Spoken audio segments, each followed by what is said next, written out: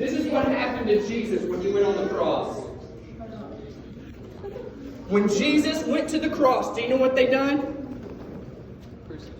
They crucified him. But do you know what all they done before they crucified him? They hit him in the back with a whip. They struck him in the back with a whip. Why? They tried to break him. They tried to break him. But what they didn't know is what the Word says. The Word says now that by His stripes we are healed. So when the devil tried to break him, he was just securing us by His blood. That's right. Yeah. Meant for evil, God worked it for the good. They tried to break his back, Joe. They whipped him with that cat o' nine tails. So much so that doctors said it flayed him open to where you could see his ribs. They tried to break him, but they didn't know the prophecy that not one bone would be broken. They hit him on the back. They tried to break him. But how many knows we serve a God that can't be broke? We don't serve a God that's made by human hands.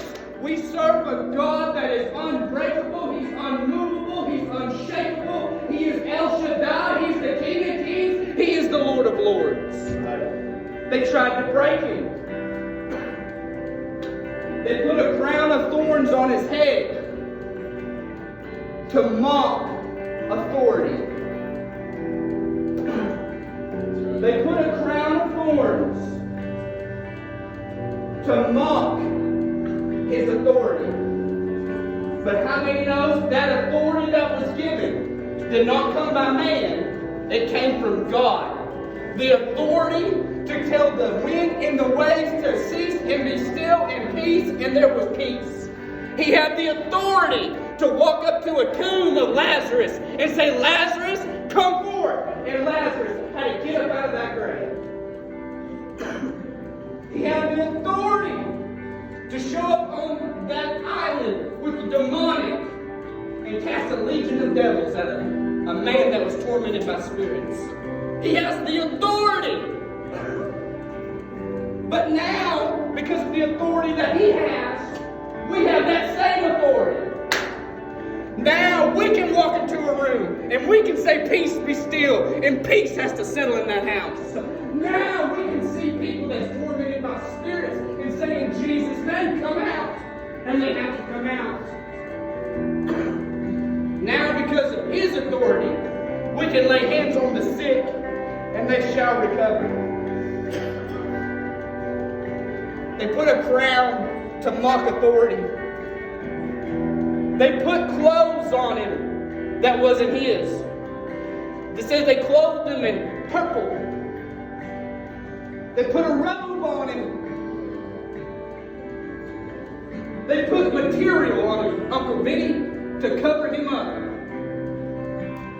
But you can't cover Jesus up with worldly things. You can't cover Jesus up with material things. I feel my help in this place.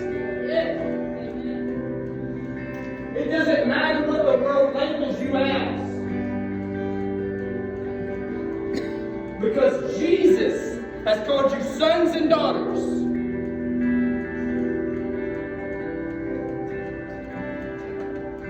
No amount of material can cover up Jesus.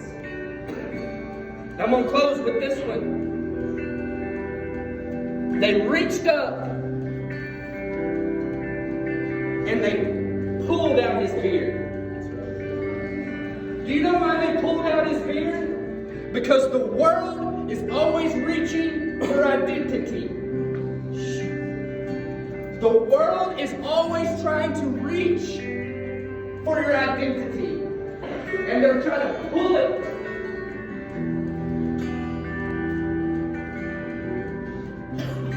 The world today, Jonah, I feel this with all my heart,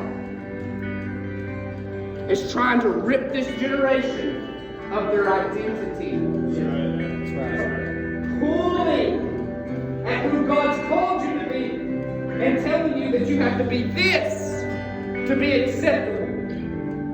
You got to be this.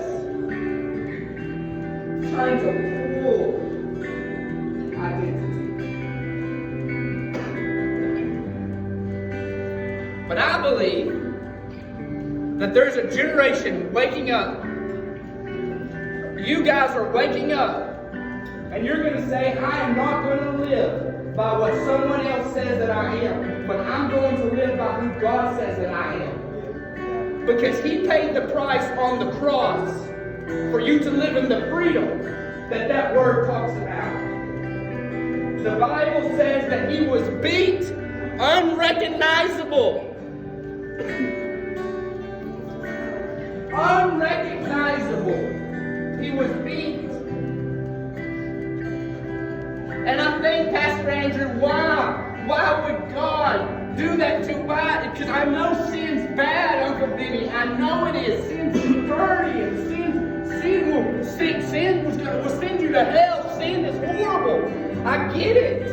But why would He let Jesus, the very image of God, lose His identity? It's because He wanted you to get yours. And the only way that you'll gain your identity and go from glory to glory is through Him and what He done on the cross. He was beat unrecognizable. His blood went down that cross. You know why I believe? You know what this just means? I believe so there would be no more racism. That there'd be no Jew nor Greek. No Gentile when it comes to the cross. It doesn't matter if you're red, if you're white, if you're black, or yellow, if you're blue. I want to pray for you.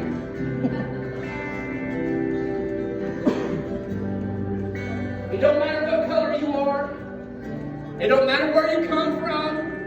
It don't matter how much money your mom and dad makes. It don't matter how much money you have. It don't matter what your last name is. When you get to Jesus, we all become one. We are one body with many members. Right. So how do we get from glory to glory? How do we go from one season to the next and not fall away? How do we go from church camp to school? How do we go from Wednesday nights to Friday nights and still keep Christ? It's by knowing who you are and knowing what Jesus done for you to get your identity. Can we stand across the room?